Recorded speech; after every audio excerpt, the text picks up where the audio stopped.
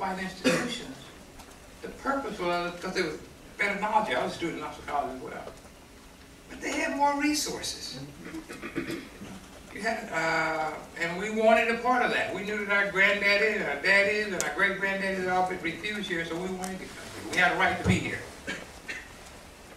And young folks, I see a lot of you here, just keep on organizing. We may have lost the battle with George, but we still got a war we got to fight. And it's been going on. When I came here, one of the first things I wanted to know is when did we start trying to become people at the University of Tennessee?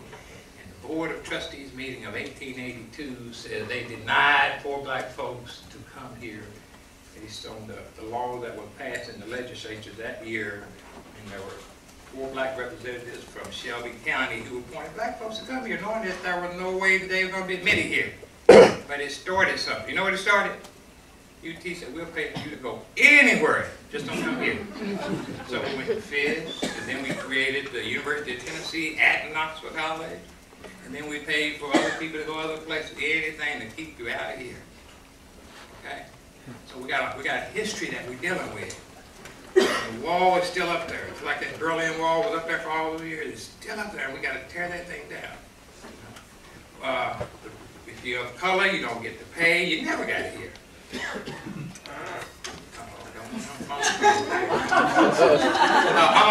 going to be quiet and let Cynthia come back because Jeanette Jennings, she's another story. Jeanette Jennings was a professor from Mississippi who had, Dr. Jennings was the Associate Dean of Students in the College of Social Work.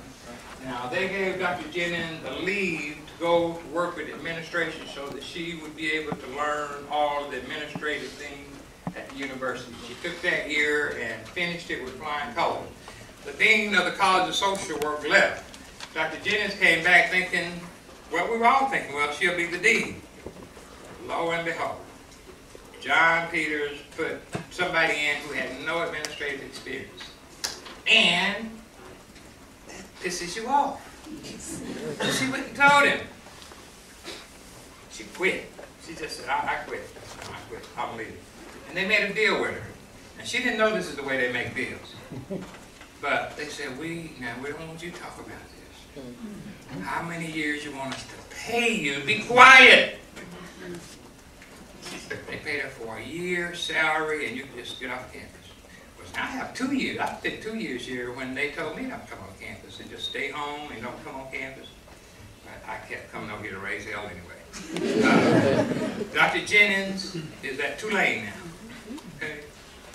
But it's the way, it's the treatment that they give you after setting, even when they put you in line, you're in the pipeline, you said there's no department heads. There are no associate deans. So that's not likely to be a dean. There are no associate deans because Carolyn Hodges was the only associate dean and she went to the graduate school, right? Dean Blackwell, which is across the campus of the veterinary school, this is actually 2 different parts of the university, and you all report to the president, but it's not UT Knoxville. You're right. And they were here when I came here, those positions. There's nobody in the chancellor's office, is there? Trehan is still in the College of Education, right? And he's on some kind of temporary appointment. Is he here? We're in pretty bad shape. And the thing is, you know, I work up there, so I see these guys all the time. And you know, if you're not in the environment, you can see how deals are made. When they walk, when you're on the floor where they are, you can walk in their office and you can have conversations, and decisions are made about things. And we're not even present where decisions are being made. I don't know what the faculty senate is very weak here. Faculty senate, you need to strengthen those of you in the faculty. It's a weak faculty senate here and a strong administration. Administration just about has its way. And someday somebody got a demand that those Geyer $1 billion that came here need to be audited.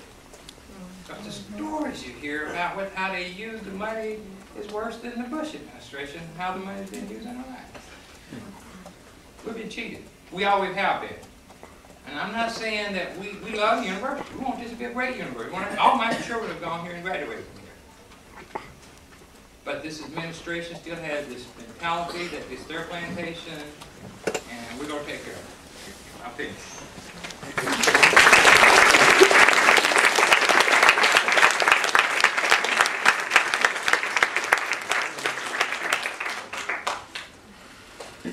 Let me say a little bit about my own personal situation. I wanted Denny to talk about Jeanette Jennings. What you have to realize is that most of the African American faculty here have these horror stories to tell. In my own case, and keep in mind that Dr. White and I are in the same academic department. I'm trying to remember how many years ago that was. 2001, I think it was. Denny helped me organize a press conference because I went up for promotion to full professor and I was denied. And even though I was denied, somebody who had published, and I was criticized, I hadn't published enough, the same old stuff, but somebody who had published less than I ended up being promoted to full professor. So we organized a press conference, had it on Pearl Harbor Day, I'll never forget, we chose that date very carefully. And I accused the university publicly of racism. Now, keep in mind, the Geyer consent decree is still in force. And we had Channel 10, Channel 8, Channel 6 even came to that. We had the News Sentinel and we had the Nashville Tennessean. It was reported widely and it even made the national academic presence in black issues in higher education. And can anybody take a guess at what kind of reaction I got from the administration here? Nobody. It was like I ceased to exist. Nobody would talk to me. It was like one of those periods when Denny said, what was that, a year that they paid you to stay home? 2 years. 2 years. I think if I hadn't come, they would have paid me anyway. It was kind of like, as long as I don't say anything else, it's okay. So a friend of mine who was in administration at that time said, well, ask them for something. I said, okay. So I asked them for leave time so I could finish a book I was working on. They said, fine. I said, okay. And then, in addition to that, they said, well, how about some money to travel with? I didn't even ask for that. And it was kind of, as long as you stop making that noise, it's okay. So what I did was I hunkered down, I finished that book, I went back up for full professor. This time I got promoted.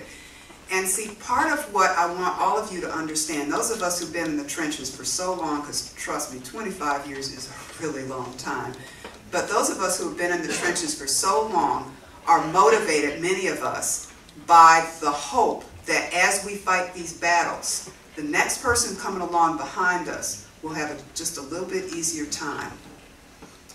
But I'm making the point again, Dr. White and I are in the same department. What does that tell me? I went through that fight, and it took all those years for me to get promoted, and it still isn't any better. And that's what's so frustrating, and really it almost makes you want to just throw up your hands and quit. There have been times when I've threatened to do that. Denny had to talk me into coming back. And I don't believe we've ever had a PhD candidate in the history department. Or one, maybe one? No, no. History has never produced, I was going to say a black PhD in history, that's true, but I don't think they've produced any non-white PhD in history. Native American, Latin American, anything else that I know of. But no, surely no African American PhDs in history. And history is not the only department that's done that. And you need to know that's going on because as the university, and this just kills me, they keep talking about being ready for the world. But the problem is, if you don't embrace diversity right in your midst, how are you going to be ready for a diverse world?